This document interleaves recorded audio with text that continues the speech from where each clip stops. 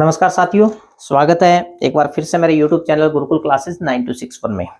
आज के इस सेशन में हम लोग जिस विषय पर चर्चा करने वाले हैं, हालांकि मैं जो वीडियो अपलोड करता जा रहा हूं, अगर आप रेगुलर व्यूअर्स हैं तो आपके समझ में आ गया होगा कि ये मैंने जो भी हमने सीरीज स्टार्ट कर रखी है, ये कोई बीच में से मैंने इस चीज को उठाया। लेकिन दो तीन मेरे जो कैंडिडेट थे, साथी लोग, उनके मेरे पास बहुत सारे कमेंट आए थे। पर्सनली उन्होंने मेरे को मैसेज किया कुछ बातों को लेके, ठीक है ना। हालांकि हम पार्ट ऑफ स्पीच ही पढ़ते जा रहे थे लगातार, और पार्ट ऑफ स्पीच का ही हिस्सा होता है प्रेपोजिशन, लेकिन उनके बीच में कोई समस्या क्रिएट हो गई थी, तो मैं उस पर 5-7-10 मिनट के लिए आपके बीच में ये डिस्कस करने वाला हूं।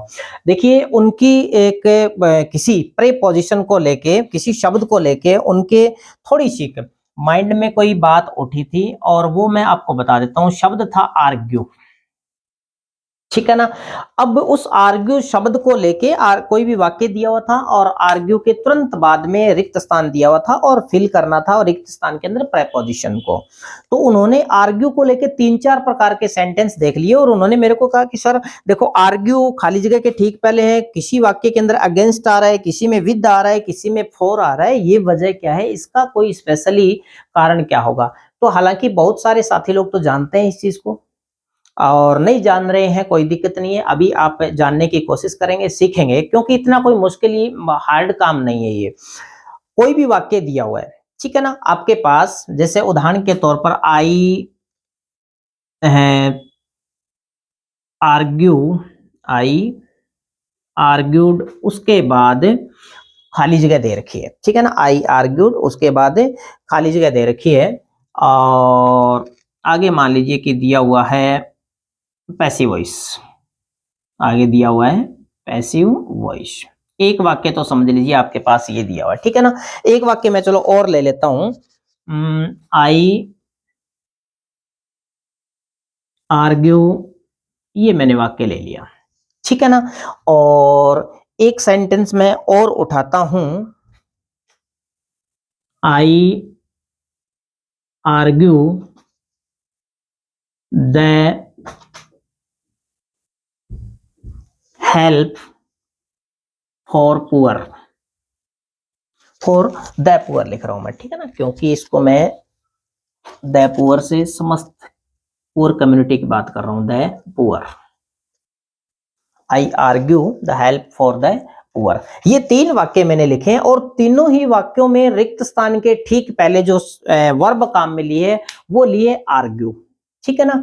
अब देखिए कि ज्यादातर हम कभी भी प्रेपोजिशन भरते हैं तो ज्यादातर हमारा ध्यान क्या होता है कि जो या तो छोटी मोटी चीजें, जैसे इन है, इनटू का प्रयोग है, फॉर का प्रयोग है, इनका जब भी प्रयोग करते हैं तो अपने वाक्य का ट्रांसलेशन देखते ही, हिंदी में हम वाक्य को ट्रांसलेट करते हैं, और ट्रांसलेशन देखते ही अपने समझ में आ जाती है कि कौन से वाली प्रेपोजिशन इसके अंदर भरी जाएगी।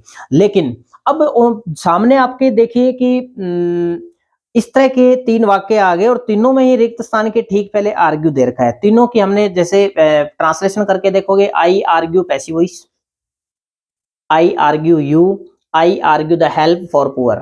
पहले मैं आपको बता दूं आर्ग्यू का अर्थ क्या होता है। आर्ग्यू का अर्थ होता है तर्क करना। आर्ग्यू का अर्थ क्या होता है, वो होता है तर्क करना।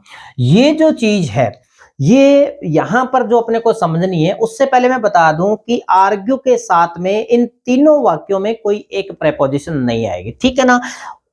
कंडीशन के आधार पर तीनों में अलग अलग प्रेपोजिशन आएगी, और इनके लिए फिक्स होती है, वो इनके लिए वो फिक्स होती है। इसलिए इन प्रेपोजिशन को हम किस नाम से पुकारते हैं, फिक्स्ड प्रेपोजिशन के नाम से पुकारते हैं। मैं इस वीडियो के अंदर 4, 5, 7 कोई प्रेपोजिशन की बात नहीं करने वाला हूं, एक एक फिक्स्ड प्रीपोजिशन आपको पढ़ाऊंगा। बहुत ही एक एक को यदि आप पढ़ोगे तो आपके लिए बहुत ही वो चीज यूजफुल रहेगी, फॉरएवर आपके माइंड में वो तथ्य स्टे करेगा।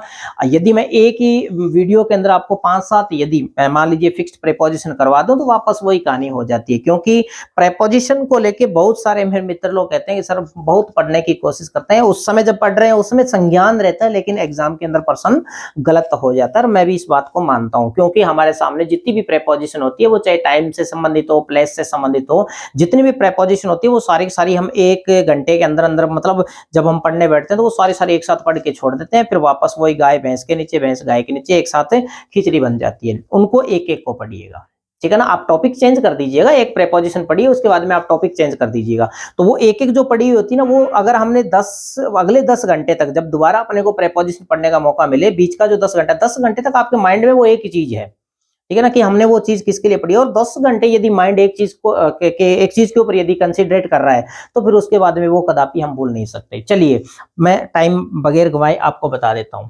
आर्ग्यू को लेके जो 3 प्रकार की फिक्स प्रेपोजिशन बनती है वो मैं यहां पर लिख रहा हूं। देखिए यहां पर एक तो मैंने लिखा है आर्ग्यू, और इसके तुरंत बाद में जो फिक्स्ड प्रेपोजिशन आती है वो आती है अगेंस्ट।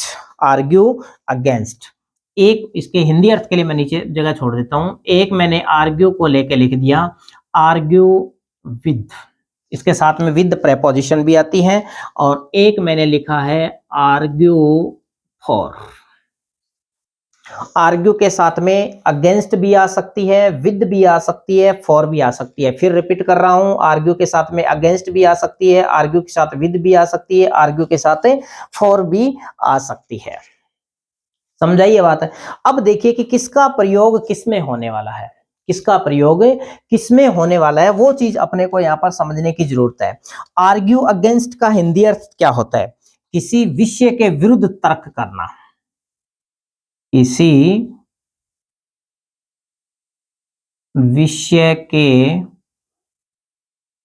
विरुद्ध तर्क करना, इसका अर्थ होता है आर्ग्यू अगेंस्ट। अगेंस्ट का मतलब अपने को पता होता है किस चीज का अपोज करना, विरोध करना होता है, ठीक है ना। यदि आपके वाक्य में ये सेंस आ रही हो कि आप किसी सब्जेक्ट के खिलाफ तर्क कर रहे हैं, उसके विरुद्ध में तर्क कर रहे हैं, तो आर्ग्यू के बाद में आपको जो प्रेपोजिशन जोड़नी है वो क्या होगी? अगेंस्ट। इसके बाद है आर्ग्यू विद। अब आर्ग्यू विद से तात्पर्य है यदि आप किसी व्यक्ति से तर्क कर रहे हैं, किसी व्यक्ति से तर्क कर रहे हैं, तो फिर आर्ग्यू विद का प्रयोग होगा। किसी व्यक्ति से तर्क करना, व्यक्ति से तर्क करना। अब इसमें मैं सीधा सा बता देता हूं आपको, खाली जगह के पहले आर्ग्यू और खाली जगह के तुरंत बाद में आपको व्यक्ति दिया मिल जाए तो समझ लेना कि 99% उसके अंदर विद का प्रयोग होगा, ठीक है ना, कि आप जो भी तर्क कर रहे हैं वो किसी व्यक्ति के साथ कर रहे हैं, ठीक है ना। यदि व्यक्ति के खिलाफ कर रहे हैं, व्यक्ति तो नहीं कह सकते, विषय कह सकते हैं, किसी विषय के खिलाफ कर रहे हैं, तो फिर आर्ग्यू अगेंस्ट हो जाएगा। इसके बाद है आर्ग्यू फॉर। आर्ग्यू फॉर का मतलब होता है किसी बात के पक्ष में तर्क करना, किसी बात के पक्ष में तर्क करना। ये लो जी, ये हो गई क्लियर स्थिति, ठीक है ना। आर्ग्यू फॉर किसी बात के पक्ष में तर्क करना, आर्ग्यू विद किसी व्यक्ति से तर्क करना, आर्ग्यू अगेंस्ट किसी विषय के विरुद्ध तर्क करना। अब देखिए आई आर्ग्यू पैसिव वॉइस। अब पैसिव वॉइस क्या है? मान लीजिए आपके लिए कोई विषय है, उस विषय है और उसके आप विरुद्ध में तर्क कर रहे हैं कोई, ठीक है ना। या मान लीजिए कि मैं और चीज आपको यहां पर बता देता हूं, पैसिव वॉइस वाले में थोड़े आप कंफ्यूज हो जाओगे। मैंने यहां पर लिख दिया यहां पर लिख दिया मैंने टचेबिलिटी। क्या लिखा है? टचेबिलिटी, जिसको छुआछूत बोलते हैं, ठीक है ना। अब वो वाक्य क्या कह रहा है कि मैं छुआछूत के विरुद्ध तर्क करता हूं। जब भी मैं बोलता हूं तो छुआछूत के खिलाफ बोलता हूं, तो इसका मतलब इस खाली जगह में किसका प्रयोग हो जाएगा? अगेंस्ट का प्रयोग हो जाएगा। आगे वाला वाक्य कह रहा है कि आई आर्ग्यू यू, मैं तुमसे तर्क करता हूं, तो किसी व्यक्ति के साथ में तर्क कर रहा है, तो इसका मतलब यहां पर आर्ग्यू विद आ जाएगा, ठीक है ना। इसके बाद argue the help for the poor, मैं गरीब व्यक्तियों की सहायता के पक्ष में तर्क करता हूं। और जब पक्ष की बात आ जाती है तो फिर कौन सी प्रेपोजिशन लगानी पड़ेगी? फॉर लगानी पड़ेगी, ठीक है ना। वो आपको वाक्य की सेंस में अपने को जाना पड़ेगा। अब तीनों ही वाक्य की जो सेंस है वो अलग अलग है और उस हिसाब से तीनों में अलग अलग प्रेपोजिशन लगेगी। ये निश्चित है कि आर्ग्यू के साथ में अगेंस्ट, विद, द, फॉर ये जो होती है वो फिक्स्ड प्रेपोजिशन होती है। तो यहाँ प्रेपोजिशन भी अपने दिमाग में आ रहा है। यहाँ आर्ग्यू के साथ में ये जो शब्द बना है अपने आप में बनने वाला शब्द फ्रेजल वर्ब भी बनता है, और इसके अलावा आप इन तीनों का अर्थ भी जान रहे हैं। इन फ्यूचर जब अपने को कोई सेंटेंस कंस्ट्रक्ट करना हो तो उसमें भी ये चीज काम में अपने आएगी। आर्ग्यू अगेंस्ट मीन्स किसी विषय के विरुद्ध में तर्क करना, आर्ग्यू विद मीन्स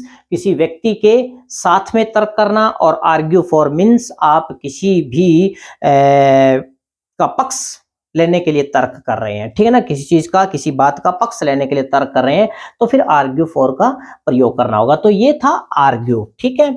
और इसी तरह से मैं नेक्स्ट वीडियो में आपके सामने उपस्थित होऊंगा एग्री वर्ब के साथ में जो जुड़ने वाली फिक्स प्रेपोजिशन है उन पर मैं चर्चा करूंगा। अगर आपको भी किसी भी फिक्स प्रेपोजिशन को लेके किसी भी तरह की कोई बात, जानकारी कोई लेनी हो तो आप कमेंट बॉक्स में कमेंट डालिएगा, पूछिएगा, मैं निश्चित रूप से आपके सामने बताने की कोशिश करूंगा। मिलते हैं अगले वीडियो में, तब तक के लिए नमस्कार।